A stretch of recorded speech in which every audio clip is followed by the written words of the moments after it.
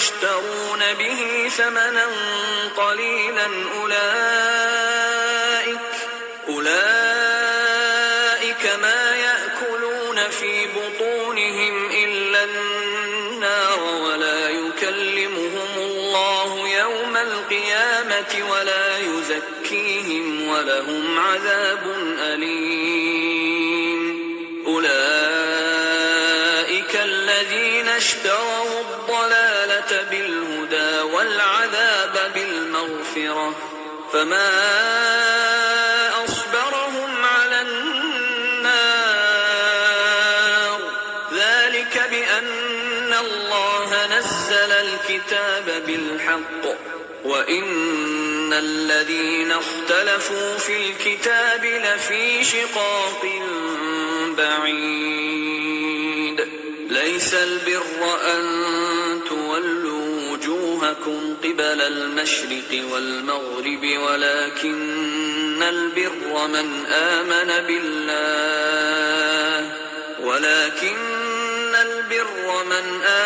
بالله واليوم الآخر والملائكة والكتاب والنبيين وآتى المال على حبه ذوي القربى واليتامى والمساكين وابن السبيل والسائلين وفي الرقاب وأقام الصلاة وآتى الزكاة والموفون بعهدهم إذا عاهدوا والصابرين في البأساء والضراء وحين البأس أولئك الذين صدقوا وأولئك هم المتقون. Ceux qui cachent ce qu'Allah a fait descendre du livre et le vendent à vil prix, ceux-là ne s'emplissent le ventre que de feu.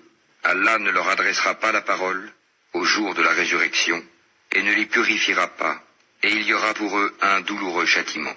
Ceux-là ont échangé la bonne direction contre l'égarement et le pardon contre le châtiment. Qu'est-ce qui leur fera supporter le feu? C'est ainsi, car c'est avec la vérité qu'Allah a fait descendre le livre, et ceux qui s'opposent au sujet du livre sont dans une profonde divergence. La bonté pieuse ne consiste pas à tourner vos visages vers le levant ou le couchant, mais la bonté pieuse est de croire en Allah, au jour dernier, aux anges, aux livres et aux prophètes, de donner de son bien, quelque amour qu'on en ait, aux proches, aux orphelins, aux nécessiteux, aux voyageurs indigents et à ceux qui demandent l'aide pour délier les joues, d'accomplir la salat et d'acquitter la zakat. Et ceux qui remplissent leurs engagements lorsqu'ils se sont engagés, ceux qui sont endurants dans la misère, la maladie, et quand les combats font rage, les voilà, les véridiques, et les voilà, les vrais pieux. Assalamu alaikum wa rahmatullahi wa barakatuh. Que la paix soit sur vous ainsi que la miséricorde et la bénédiction. Nous nous retrouvons aujourd'hui pour le 8e épisode de notre série sur la méditation autour du Coran. Aujourd'hui, nous allons nous arrêter sur un verset magistral et complet au niveau de la croyance, au niveau de l'enseignement, au niveau de la foi, au niveau de la projection de comment le croyant doit être. C'est le verset 177 de la sourate Al-Baqarah, la sourate 2 du Coran, la sourate la vache. Où Allah subhanahu wa ta'ala nous dit beaucoup de choses dans ce verset. Nous dit, traduction dans le sens, la bonté pieuse ne consiste pas à tourner vos visages vers le levant ou le couchant, mais la bonté pieuse est de croire en Allah, au jour dernier, aux anges, aux livres, aux prophètes, de donner de son bien quelque amour qu'on en ait, aux proches, aux orphelins, aux nécessiteux, aux voyageurs indigents et à ceux qui demandent l'aide et pour délier les jougs, c'est-à-dire l'affranchissement des esclaves, d'accomplir la salat, d'acquitter la zakat. Et ceux qui remplissent leurs engagements lorsqu'ils se sont engagés, ceux qui sont endurants dans la misère, la maladie, et quand les combats font rage, les voilà les véridiques, et les voilà les vrais pieux. Subhanallah al-azim. L'explication de ce verset, pourquoi Allah subhanahu wa ta'ala commence en nous disant que la bonté pieuse ne consiste pas à tourner vos visages vers le levant ou le couchant. En effet, ce verset fait suite justement au fait, au fait que les gens, Ahlul Kitab, les gens du livre et certains musulmans ont eu de la peine quand il y a eu la révélation, ce qu'on a vu pendant les épisodes de la vie du prophète Mohammed sallallahu alayhi wa sallam pendant le mois de Sha'ban, quand il y a eu ce fameux événement où ils ont changé de qibla, de direction, qui sont passés de la direction de Jérusalem vers la direction de la Mecque. Et en effet, Ibn Kathir rahimahullah nous dit ce verset renferme tant de règles importantes, des éléments de base et une croyance droite. Lorsqu'Allah a ordonné aux fidèles d'abord de tourner leur face dans la prière vers le temple de Jérusalem, puis vers la Kaaba, à la Mecque, ce changement de qibla a causé une certaine peine aux gens du livre et à certains musulmans. Mais Allah ne tarda pas à montrer la sagesse qui émane de ce changement, en déclarant que son but est la soumission à lui, l'exécution de ses ordres, se diriger vers le côté qu'il veut et suivre ses lois. Telle est la vraie piété et la foi sincère. La piété ne consiste donc pas à tourner la face soit vers l'Orient, soit vers l'Occident, s'il n'y a ni obéissance, ni observation des ordres divins, mais elle est de celui qui croit en Allah au jour du jugement. Comme Allah a dit en parlant des bêtes sacrifiées et des offrandes. Comme les Juifs tournaient la face vers l'Occident et les chrétiens vers l'Orient, Allah leur montre que ce faire n'est pas lié, n'est pas la vraie piété, mais elle est la croyance en lui, au jour dernier, aux anges, aux livres révélés, dont le dernier fut le Coran, le Saint-Coran, pour confirmer ce qu'il renferme, étant le dernier, le meilleur et le plus parfait. La charité aussi est de donner pour l'amour d'Allah et de ses biens à ses proches qui sont plus mendiants, comme le prophète Mohammed sallallahu alayhi wa sallam dit « L'aumône faite aux pauvres est complète comme une seule et deux aux proches. Une aumône et un lien de parenté. Aux orphelins qui, après la mort de leurs parents, ne trouvent ni secours ni aide alors qu'ils sont faibles, et mineurs, ne pouvant assurer à eux seuls leur subsistance, leurs vêtements et leur demeure. Aux pauvres qui ne peuvent pourvoir à leurs besoins sans l'aide des autres. Abu Huraira radiyallahu anhu a rapporté que le messager d'Allah sallallahu alayhi wa sallam a dit « Le pauvre n'est pas celui qui sollicite les gens à lui donner se contentant d'une bouchée ou deux de nourriture, ou une date ou deux, mais il est celui qui ne trouve pas de quoi lui suffire. Personne ne se souvient de lui et il ne demande pas aux gens de lui donner. » Rapporté par Mohammed al-Bukhari et Muslim. Aux voyageurs qui, se trouvant dans un autre que son propre pays, ne possède pas de quoi lui assurer le retour chez lui, Ibn Abbas radhiyallahu anhu a ajouté qu'il s'agit aussi de l'hôte. Aux mendiants, c'est-à-dire ceux qui demandent de leur faire part des biens, de la zakat et de l'aumône.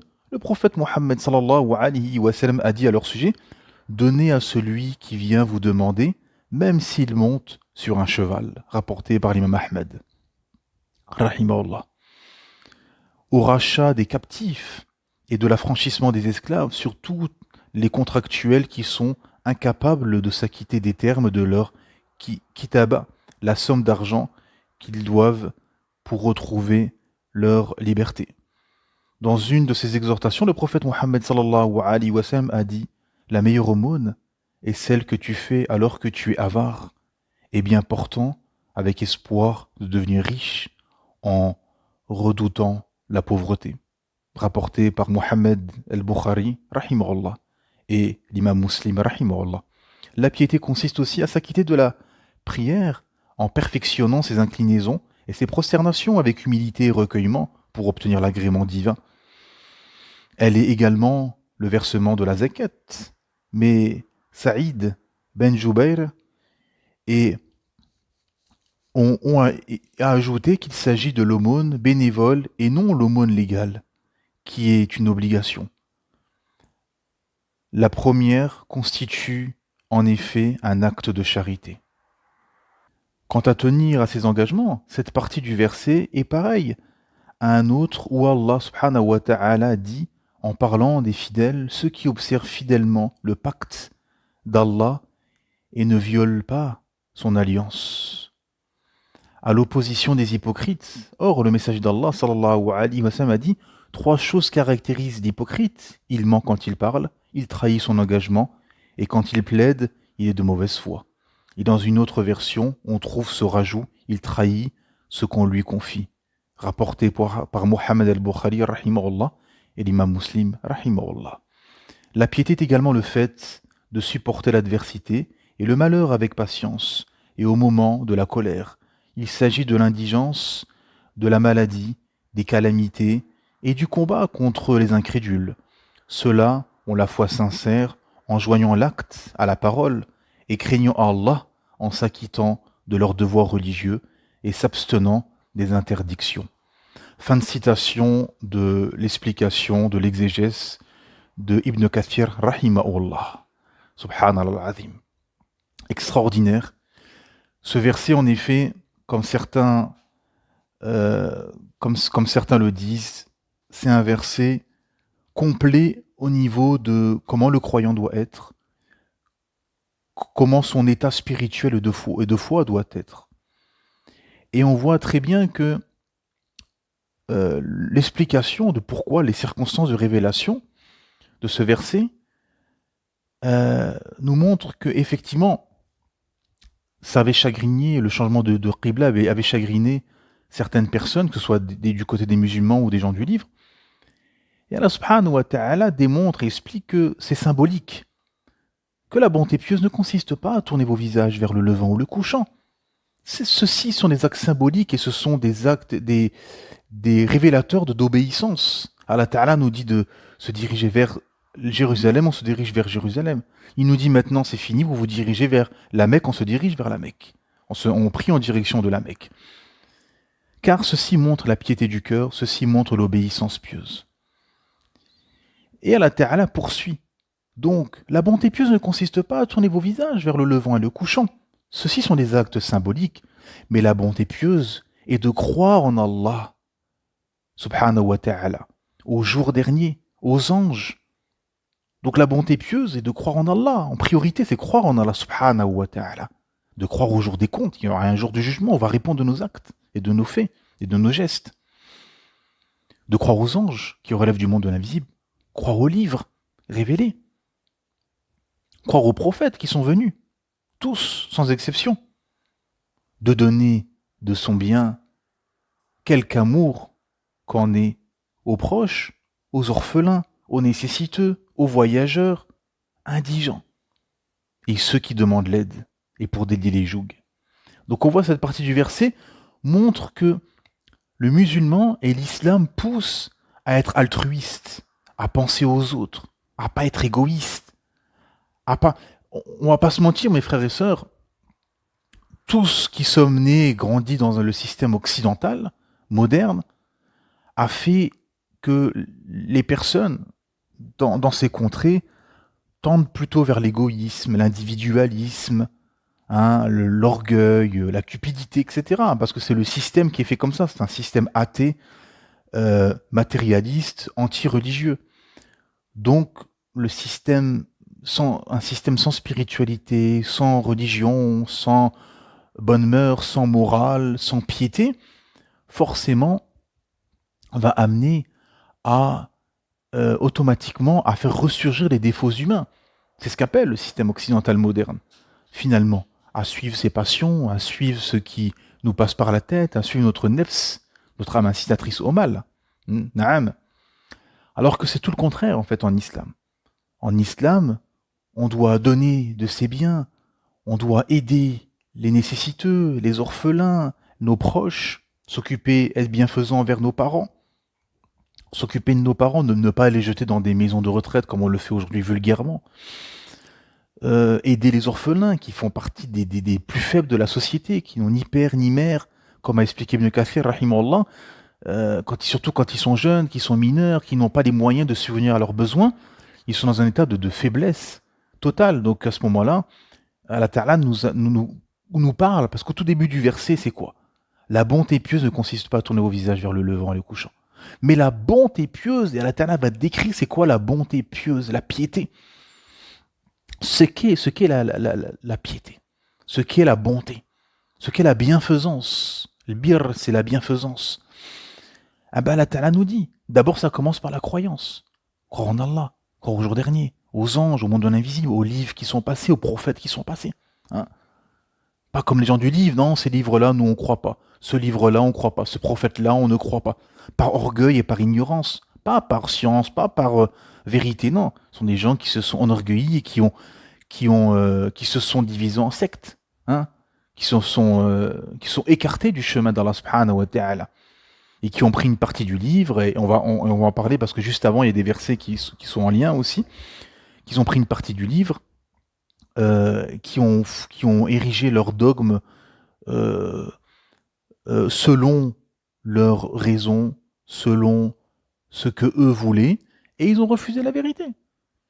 Ils ont refusé Isa alayhi salam.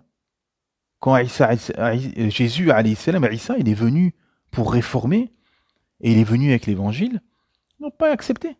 La plupart l'ont rejeté, et ils ont voulu l'assassiner. Et le prophète Mohammed sallallahu alayhi wa sallam, pareil. Beaucoup des gens du livre n'ont pas accepté, jusqu'à aujourd'hui ne l'acceptent pas. N'acceptent pas le prophète Mohammed sallallahu alayhi wa sallam comme dernier prophète. N'acceptent pas le Coran comme dernière législation. Hein? Les juifs reconnaissent ni Jésus ni Mohammed, ni l'évangile ni la Torah. Ni l'évangile ni le Coran, pardon. Eux, ils sont restés sur Moussa alayhi salam, Moïse et la Torah. Et les chrétiens, pareil. Les chrétiens ne reconnaissent pas Mohammed, ne reconnaissent pas le Coran, pour beaucoup. Sont arrêtés sur Jésus et l'évangile.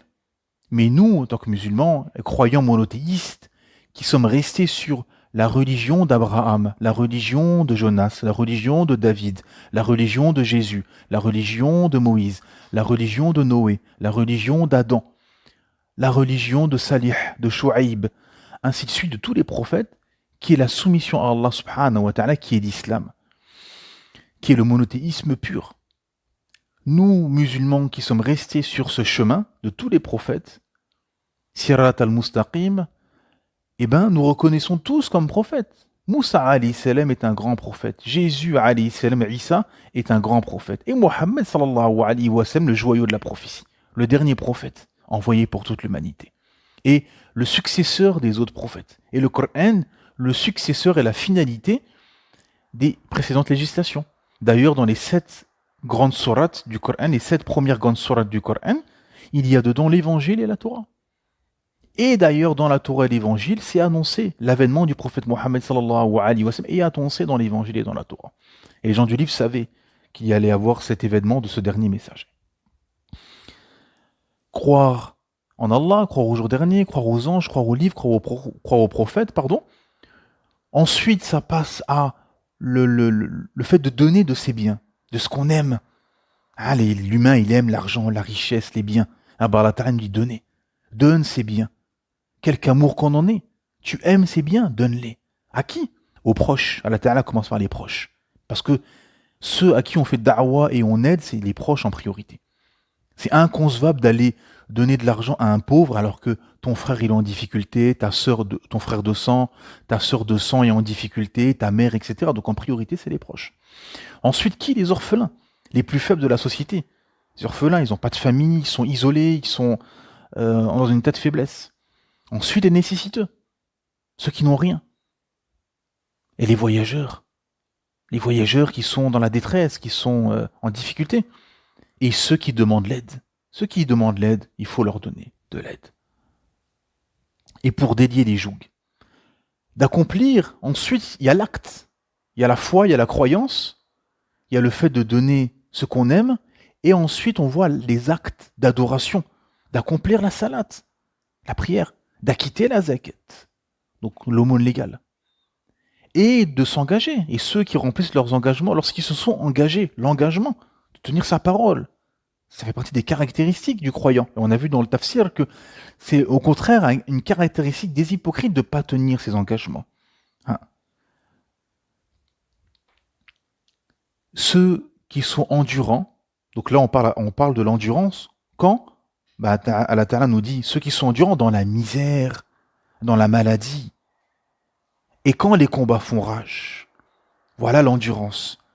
Parce qu'il y a des gens qui vous disent moi je suis endurant mais tout se passe bien dans sa vie, oui. Mais là, Allah Ta'ala dit les endurants dans la misère, dans la maladie. Quand les combats font rage, quand il faut aller au front, là, la patience, la misère, la maladie.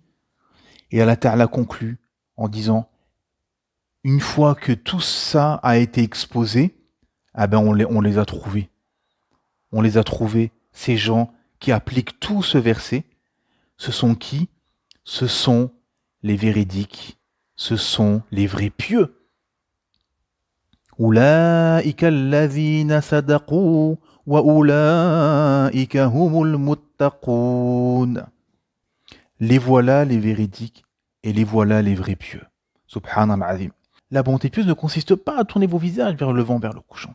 C'est-à-dire que, en fait, ceux-ci sont des adorations qu'Allah subhanahu wa ta'ala et des épreuves et des tests, comme le test qu'ont eu les croyants à l'époque du messager d'Allah sallallahu alayhi wa sallam qui priait en direction de Jérusalem.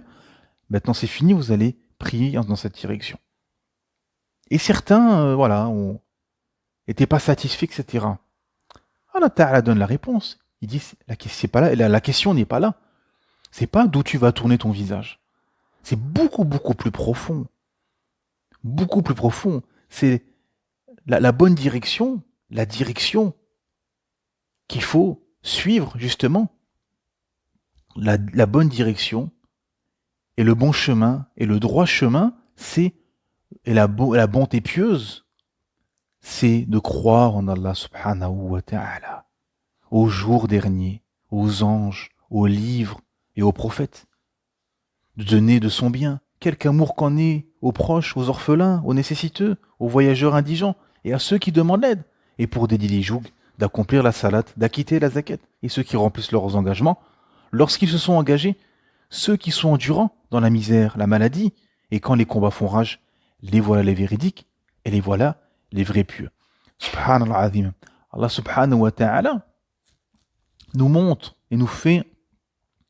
un exposé de comment doit être le croyant, comment il doit agir, qu'est-ce qu'il doit croire, qu'est-ce qu'il doit faire, qu'est-ce qu'il doit accomplir, quels sont les actes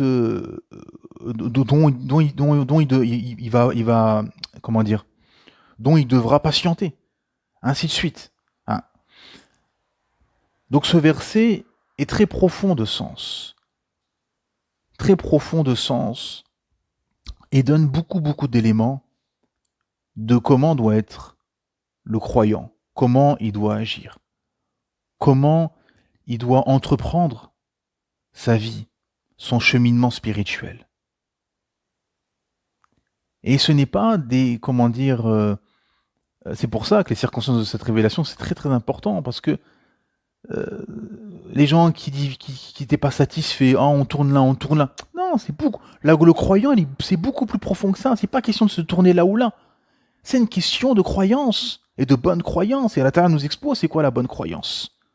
De donner ce que tu aimes. Chez toi, tu as des biens.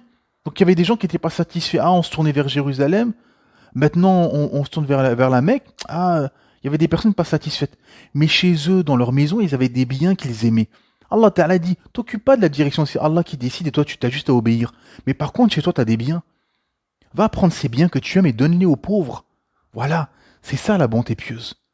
Ce n'est pas une question de tourner son visage là ou là ou là. C'est comme aussi une réponse aux gens du livre. Quand Allah Ta'ala dit, c'est de croire à la bonté pieuse et de croire en Allah, au jour dernier, aux anges, et aux livres et aux prophètes. Aux livres et aux prophètes. Parce que eux, ils étaient en défaut parce qu'ils ne croyaient pas au Coran, ils ne croyaient pas au prophète Mohammed sallallahu alayhi wa sallam. Donc ils étaient en défaut à ce moment-là. Donc la bonté pieuse, effectivement, c'est pas la question, ne vient pas être insatisfait ou vouloir discuter des ordres d'Allah subhanahu wa ta'ala, d'où tu vas te diriger. Non. Toi, t'occupe-toi de ton cheminement, de la bonne croyance, de croire aux livres, de croire aux prophètes, de donner ce que tu aimes, d'accomplir la prière, d'accomplir la zakat, de t'engager, comment dire, d'accomplir tes engagements et de respecter tes engagements, d'être endurant quand la misère, la maladie ou les combats font rage. Voilà la profondeur du croyant. Parce qu'il y a des actes symboliques. Il y a des actes qu'Allah subhanahu wa ta'ala nous a donnés et on ne sait pas derrière la profondeur qu'il y a, la sagesse qu'il y a, pourquoi on fait ceci, pourquoi on fait cela, pourquoi tu tournes 7 fois autour de la Kaaba, pourquoi il y a certaines choses, ça nous dépasse en fait. On ne peut pas comprendre ceci. Il n'y a qu'Allah subhanahu wa ta'ala qui sait la sagesse qu'il y a derrière l'acte en lui-même. Mais nous, ce qui nous est demandé, c'est d'obéir à Allah subhanahu wa ta'ala. Et tout ceci est un test. Tu vas obéir ou désobéir. Et ça, c'est l'épreuve du libre arbitre. D'avoir le choix. Et en effet, Allah subhanahu wa ta'ala nous révèle des choses, nous révèle des actes, et effectivement, est-ce que tu vas te soumettre? Est-ce que tu vas obéir? Ou est-ce que tu vas émettre des objections? Ou est-ce que tu vas être mécontent? Et c'est pour ça que finalement, les compagnons, après les prophètes bien évidemment, ont atteint le plus haut niveau de foi et d'obéissance pieuse. Parce qu'ils avaient compris que la profondeur de la révélation, c'est l'obéissance.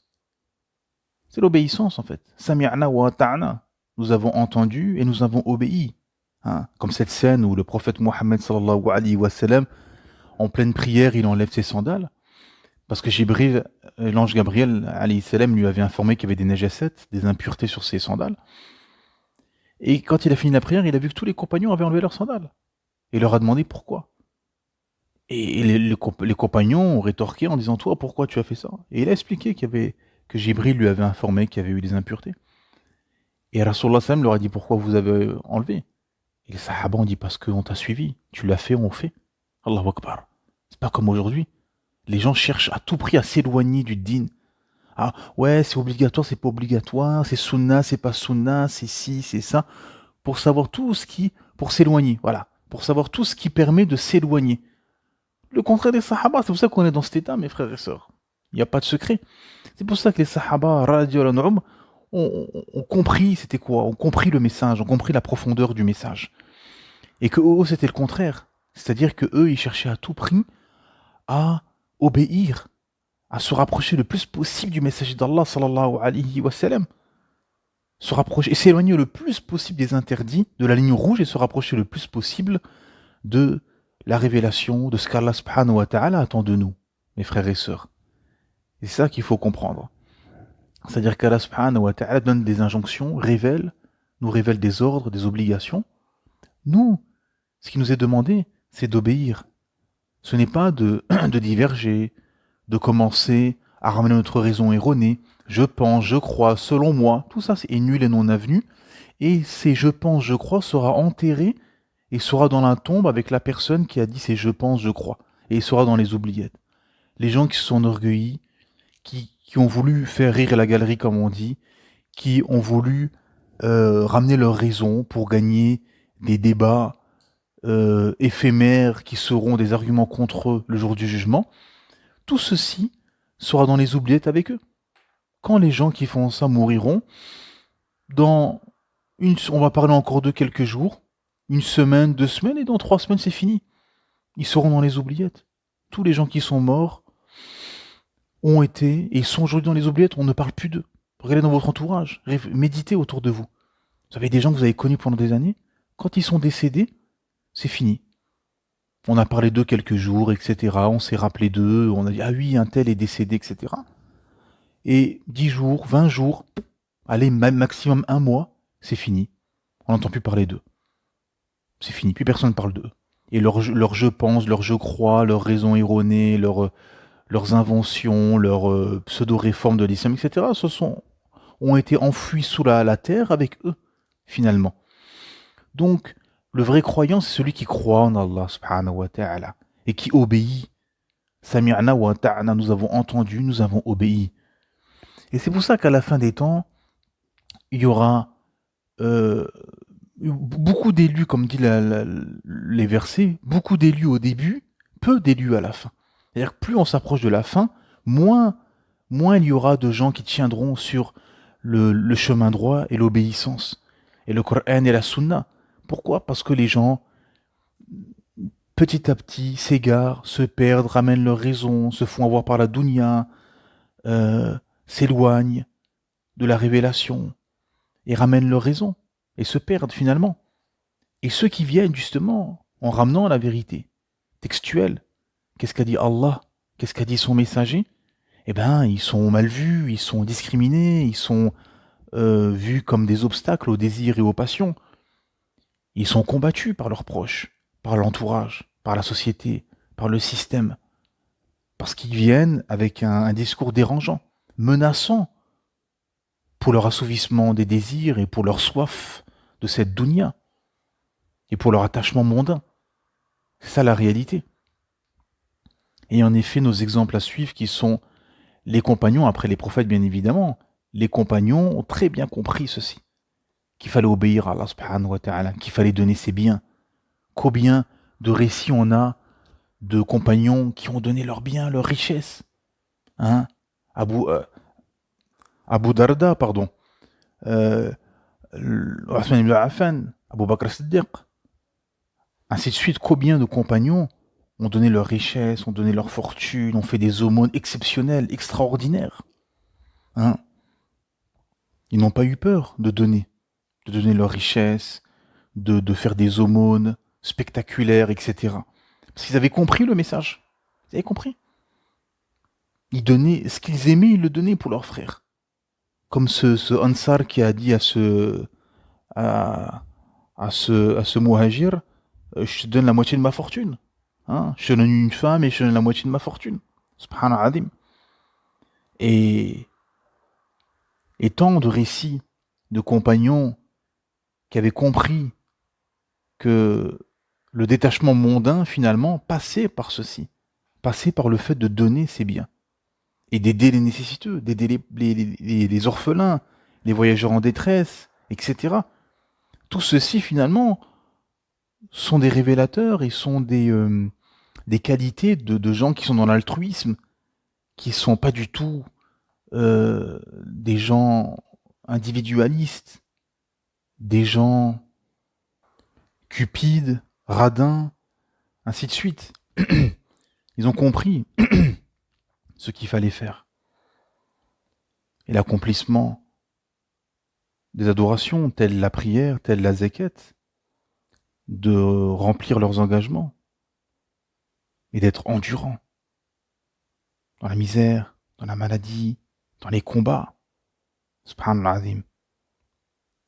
Et c'est là qu'on voit le croyant finalement, parce que c'est facile de dire je crois, mais comme dit le verset au tout début de la sourate l'araignée, effectivement, on croyez les gens croient qu'on va les laisser dire nous croyons sans les éprouver. Bien évidemment, la personne sera éprouvée pour tester sa sincérité. C'est tout à fait logique. C'est regarder par exemple dans un couple, c'est facile au début, quand tout va bien, etc. Mais quand les soucis arrivent, les soucis financiers, les soucis de santé, etc., ben on voit si l'un aime l'autre. C'est là qu'on voit s'il y a vraiment de l'amour, en fait. Ou si c'était juste superficiel et c'était juste basé sur du matériel, sur du physique, etc. Et une fois que le physique part ou l'argent part, etc., ben la personne, elle part. C'est là, et c'était pas sincère. On voit que c'était juste pour des intérêts. Ben là, c'est pareil.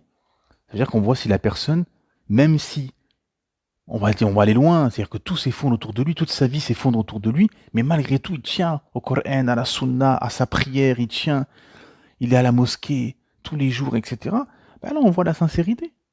On voit la personne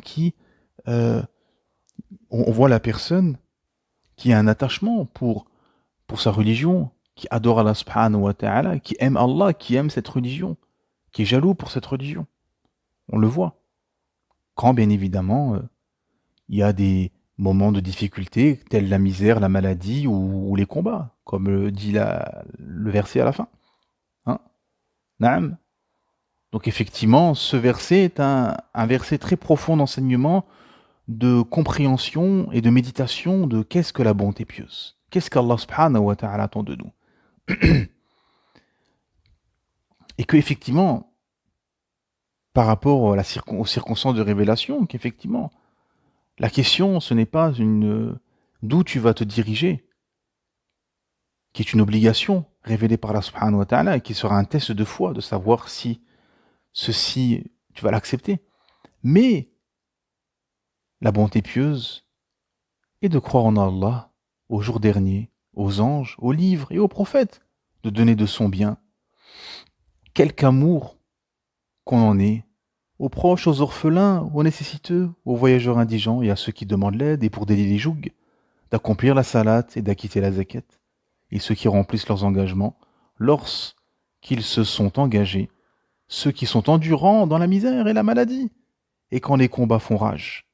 Les voilà les véridiques, et les voilà les vrais pieux. سبحان ربك رب العزة عما يصفون والسلام على المرسلين والحمد لله رب العالمين